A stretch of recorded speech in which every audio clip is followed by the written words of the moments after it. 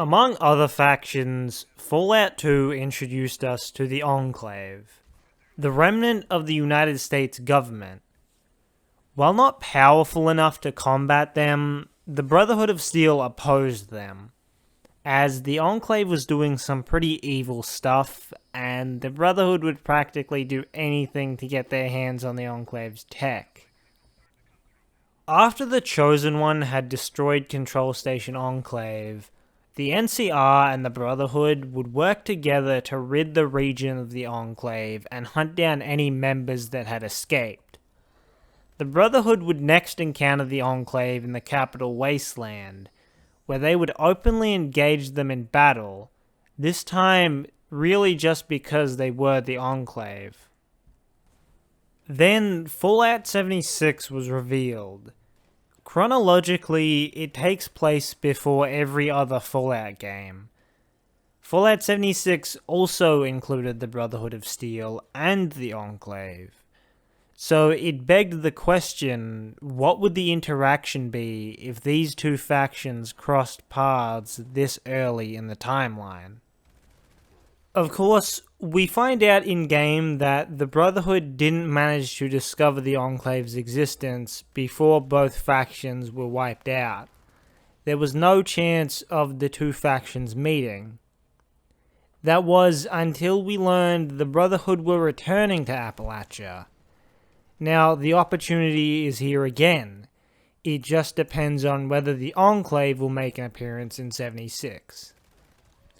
How this interaction will go also depends on what type of Enclave it is.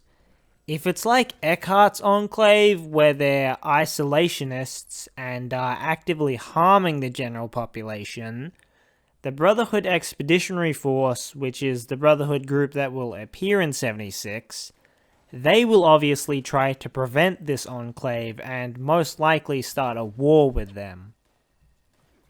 But say this part of the Enclave was more like what General Santiago's would have been.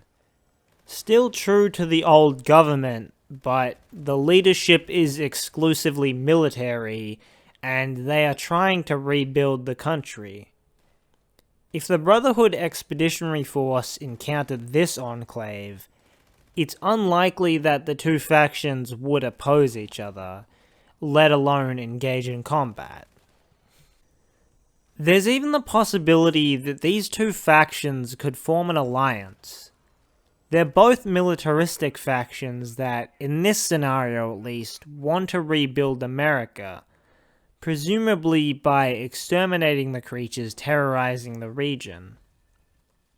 Now let's take this a step further. What if the Brotherhood was to become the Enclave? If Bethesda had planned this out from the start, that the Brotherhood would return to Appalachia and would become the Enclave, well, that would be some four-dimensional chess right there. It doesn't seem feasible that the Brotherhood would just turn into a different faction on their own. There would definitely have to be some Enclave members that the Brotherhood Expeditionary Force would join. Now, I know it doesn't seem right that the Brotherhood would just become part of another faction, and I don't think that's how it would happen. What the likely way this would work is, the Brotherhood members would defect from the Brotherhood to the Enclave, and this may seem ludicrous that they would do that, but hang with me. From all the information we have about the new Brotherhood in Fallout 76, as well as the data mined information from the PTS, we know that Paladin Romani, the leader of the Brotherhood Expeditionary Force, seems to disagree with Roger Maxson on the Brotherhood's methods. Roger Maxson talks about there being many disagreements between the two in the Brotherhood transmissions. This is getting into spoiler territory now, so if you don't want some story elements of the Steel Dawn and Fractured Steel DLCs spoiled, click off this video now. The disregard for the Brotherhood's principles seems clear from the data mines. Apparently the reason for there being new weapons circulating Appalachia is that the Expeditionary Force actually gave some settlers these weapons to help fend off raiders. This completely goes against what the Brotherhood stands for. Then there's the radio. Apparently that's the reason you go to the Enclave research facility. I still believe that this facility will play a part in bringing the Enclave back to Appalachia. It just fits too well. Back to the radio. Once you acquire the radio and bring it to Paladin Romani, she then proceeds to have a short conversation with Lost Hills before smashing the radio. So it's clear Paladin Romani has basically broken off from the Brotherhood of Steel now, hence the name Fractured Steel. So what if somehow the Enclave detects this broadcast as it came from their equipment, and they decide to investigate?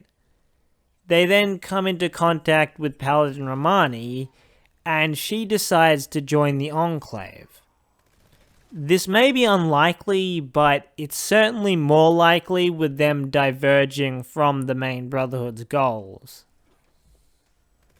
And maybe there could be a faction war here, with the Enclave and the Brotherhood defectors versus the Brotherhood that wants to stay true to the original goal. Somewhat like the Outcasts in Fallout 3, but them actually being the main group at the moment. I mean, the Brotherhood has to sort of disappear in some way for it to fit in with the lore.